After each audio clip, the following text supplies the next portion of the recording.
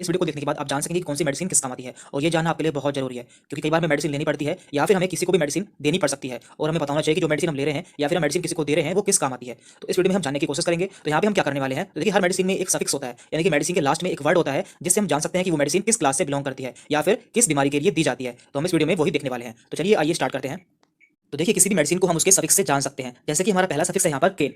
तो देखिए केन एक सफिक्स है जो कि लोकल एनेस्थेटिक में यूज किया जाता है। इसका मतलब होता है ऐसी दवाइयां जो कि किसी पर्टिकुलर रीजन को या किसी बॉडी के ऑर्गन को सुन करने के लिए दी जाती है। इसके एग्जांपल है जाइलोकेन, बेंजोकेन, एमाइलोकेन, लिडोकेन। यदि आपको किसी मेडिसिन में देखने को मिलता है लास्ट में केन, तो आप समझ जाइए कि ये एक लोकल एनेस्थेटिक है। तो देखिए यहाँ पे हमने कुछ इमेज भी लगाई है, जैसे कि यहाँ पे है जाइलोकेन। तो जाइलोकेन एक इंजेक्शन आता है। यदि मान लीजिए किसी का ऑपरेशन होना होता है और उस ऑपरेशन वाले हिस्से को, यानी कि जहाँ का ऑपरेशन होना है और वहाँ पे उसे सुन करना होता है, तो वहाँ पर जाइलोकेन इंजेक्शन लगाया जाता है। और इसके अलावा लिडोकेन एक टॉपिकल एनेस्थेटिक आता है, यानी कि ये ऊपर से अप्लाई करना होता है किसी रीजन को या किसी पार्ट को सुन करने के लिए। तो आप जान सकेंगे कि केन का यूज लोकल एनेस्थेटिक में किया जाता है। अब आगे बढ़ते हैं। तो देखिए हमारा अगला सफिक्स है माइसिन। तो माइसिन का यूज किया जाता है एंटीबायोटिक में, यानी कि इन्फेक्शन के लिए। यदि किसी को इन्फेक्शन हो जाता है तो उस कंडीशन में एंटीबायोटिक दी जाती है। इसके एग्जांपल है azithromycin, erythromycin, neomycin and streptomycin. तो आप देख सकते हैं कि सबके लास्ट में यहाँ पर माइसिन वर्ड आया है। तो माइसिन वर्ड का यूज एंटीबायोटिक में किया जाता है और यहाँ पे हमने कुछ इसकी इमेज भी लगाई है, जैसे कि स्ट्रेप्टोमाइसिन इंजेक्शन। तो ये इंजेक्शन बैक्टीरिया के इन्फेक्शन के रूप में लगाया जाता है, यानी कि किसी को यदि बैक्टीरिया का इन्फेक्शन हो जाता है तो उसे ये इंजेक्शन लगाया जाता है। और यहाँ पे नीचे है नियोमाइसिन। तो नियोमाइसिन ये ऑइंटमेंट है, यानी कि ये ऊपर से लगाई जाने वाली क्रीम है जो कि बैक्टीरिया को किल करती है। तो इस तरह से आप जान पाएंगे कि माइसिन का यूज एंटीबायोटिक के रूप में किया जाता है। अब आगे बढ़ते हैं। हमारा अगला सफिक्स है ओलोल। तो यहाँ पे ओलोल, तो ये होते हैं बीटा ब्लॉकर्स। तो ये इसका यूज किया जाता है हाइपरटेंशन में या फिर हार्ट अटैक में, यानी कि यदि किसी को हार्ट से संबंधित कोई बीमारी होती है तो उसमें बीटा ब्लॉकर्स का यूज किया जाता है। और इसके एग्जांपल्स हैं मेटाप्रोलोल, एटिनोलोल, एस्मोलोल, बिसोप्रोलोल। तो यहाँ पे हमने इसकी इमेज भी लगाई है, एटिनोलोल टैबलेट।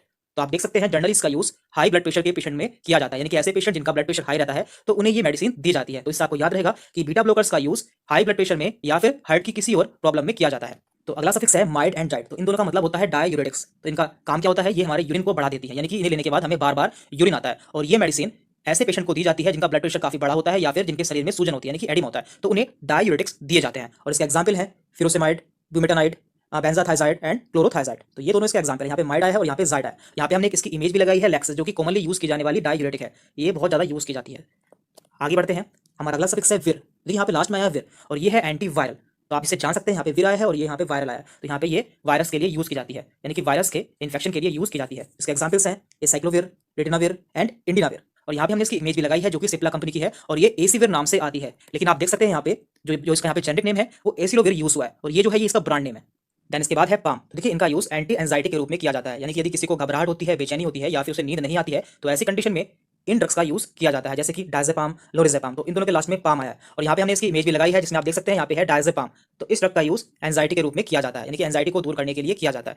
देन इसके बाद है स्टैटिन। तो देखिए स्टैटिन का यूज एंटी हाइपर लिपिडेमिक्स में किया जाता है, यानी कि ऐसे व्यक्ति जिनका लिपिड बढ़ जाता है, यानी कि कोलेस्ट्रॉल बढ़ जाता है, उन्हें स्टैटिन मेडिसिन दी जाती है। और इन पेशेंट को हार्ट अटैक के चांसेस रहते हैं तो उसे दूर करने के लिए यहाँ पर स्टैटिन दी जाती है। इसके एग्जांपल्स हैं एटोरवास्टैटिन, सिमवास्टैटिन एंड लोवास्टैटिन। यहाँ पे हमने इसकी इमेज भी लगाई है एटोरवास्टैटिन की।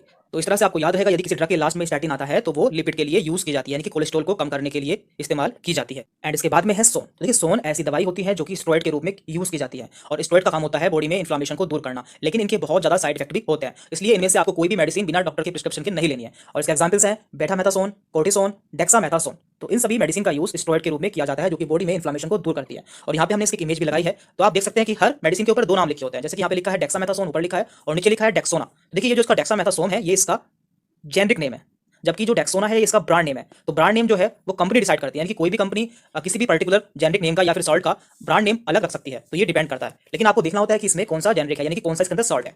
तो इस तरह से आप मेडिसिन को पहचान सकते हैं। यहाँ पे हमने मैक्सिमम मेडिसिन कवर कर ली है और जो मेडिसिन रह गई है वो हम अगली वीडियो में कवर कर लेंगे। और लास्ट में सबसे इंपॉर्टेंट बात देखिए, वीडियो केवल इसलिए बनाई गई है जिससे आप जान सके कि कौन सी मेडिसिन किस काम आती है, लेकिन आपको इनमें से कोई भी मेडिसिन बिना डॉक्टर के प्रिस्क्रिप्शन के नहीं लेनी है, यानी कि आपको ये मेडिसिन खुद से नहीं लेनी है जब तक आपको डॉक्टर सजेस्ट नहीं करते हैं। तो इस वीडियो में इतना ही था। यदि कोई डाउट रहता है तो हमसे कमेंट करके पूछ सकते हैं।